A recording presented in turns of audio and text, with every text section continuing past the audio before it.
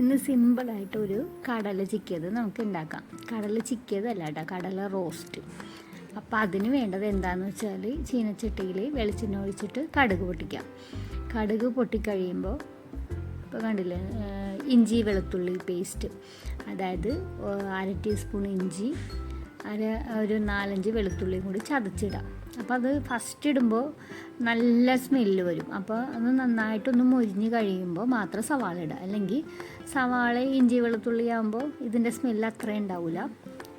അതിനുശേഷം ഒരു ചെറിയ സവാള മതി ഇട്ടാൽ. ഇപ്പം ഞാൻ കടല ഒരു കപ്പ് കടലയാണ് വേവിച്ചത് എടുത്ത് വെച്ചേക്കുന്നത്. അപ്പോൾ ഇതൊക്കെ കൂടി നന്നായിട്ട് മൊരിയിച്ചെടുക്കുക. അതായത് സവാള ഏകദേശം ഒന്ന് ബ്രൗൺ ആയാൽ മതി, വലിയതായിട്ട് അങ്ങോട്ട് ബ്രൗൺ ആയിട്ട് ഉടഞ്ഞ് കിട്ടണ്ട കേട്ടോ. എന്താ അങ്ങനെ പറയാൻ കാര്യമെന്ന് വെച്ചാൽ നമ്മൾ കടല റോസ്റ്റിലൊക്കെ സവാള ഇടയ്ക്കൊക്കെ അടിക്കുന്നത് നല്ലതായിരിക്കും. അപ്പോൾ ഇതിലേക്ക് നമുക്ക് കുറച്ച് ഉപ്പും കൂടി ഇട്ട് കൊടുക്കാം. അപ്പോൾ സവാള കുറച്ചും കൂടി ഒന്ന് വേഗത്തിൽ ആയി കിട്ടും. പിന്നെ നമുക്ക് എന്താണെന്ന് വെച്ചാൽ പുട്ട് ഉണ്ടാക്കാം. അപ്പോൾ പുട്ടാണ് ഇതിൻ്റെ കോമ്പിനേഷനല്ല, ഞാൻ ഇന്ന് ഉണ്ടാക്കുന്ന പുട്ടാണ്. അപ്പോൾ പുട്ടുപൊടിയിലേക്ക് പുട്ടുപൊടി ഇട്ടിട്ട് നമ്മൾ ഉപ്പ് മാത്രം ഇട്ട് അതിന് ശേഷം വെള്ളം ഒഴിച്ചിട്ടാണല്ലോ നമ്മൾ ചെയ്യുക. അപ്പോൾ അതിൻ്റെ ഒരു ടിപ്പായിട്ട് കുറച്ച് പഞ്ചസാരയും കൂടി ഒന്ന് ഇട്ട് നോക്കാം.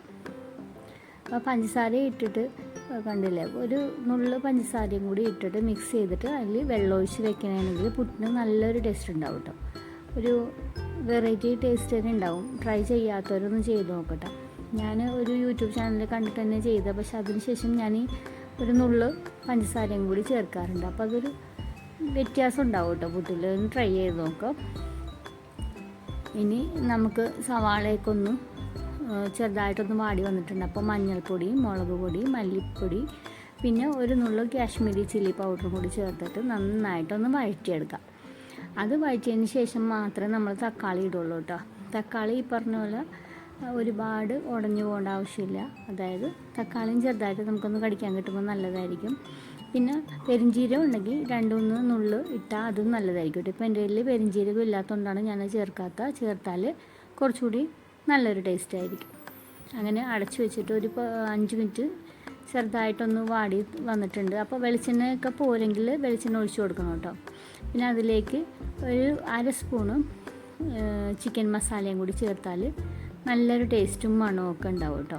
ഇപ്പോൾ ചിക്കൻ മസാല മസ്റ്റായിട്ട് ചേർക്കണം. അതാണ് ഇതിന് വെറൈറ്റി ടേസ്റ്റ് കൊടുക്കുന്നത്. അതും കൂടി ചേർത്തിട്ട് നമ്മൾ വേവിച്ച് വെച്ചേക്കുന്ന കടലയും കൂടി ചേർത്ത് നന്നായിട്ട് മിക്സ് ചെയ്തിട്ട് ഒരു 5 മിനിറ്റും കൂടി ഒന്ന് അടച്ച് വെച്ച് കഴിഞ്ഞാൽ മല്ലിയില ഉണ്ടെങ്കിൽ അതും ഇടാം കേട്ടോ. ഇതിട്ടില്ലെങ്കിലും ഈ ചിക്കൻ മസാലയൊക്കെ വരുമ്പോഴത്തേക്കും നല്ലൊരു ടേസ്റ്റ് ആയിരിക്കും. അപ്പോൾ എല്ലാവരും മസ്റ്റായിട്ട് ട്രൈ ചെയ്ത് നോക്കട്ടോ. നല്ല ഇത് ഉണ്ടാക്കുമ്പോൾ തന്നെ ഇവിടെ ഫോട്ടോ എടുക്കാനും കൂടി കിട്ടിയില്ല, അപ്പോഴത്തേക്കും അത് തീർന്നിട്ടുണ്ട്. അപ്പോൾ എല്ലാവരും മസ്റ്റായിട്ട് ട്രൈ ചെയ്ത് നോക്കാം കേട്ടോ. പിന്നെ എൻ്റെ ചാനൽ ഇഷ്ടപ്പെട്ടിട്ടുണ്ടെങ്കിൽ സബ്സ്ക്രൈബ് ചെയ്യാനും സപ്പോർട്ട് ചെയ്യാനും മറക്കല്ലേ. അപ്പോൾ താങ്ക്സ് ഫോർ വാച്ചിങ്.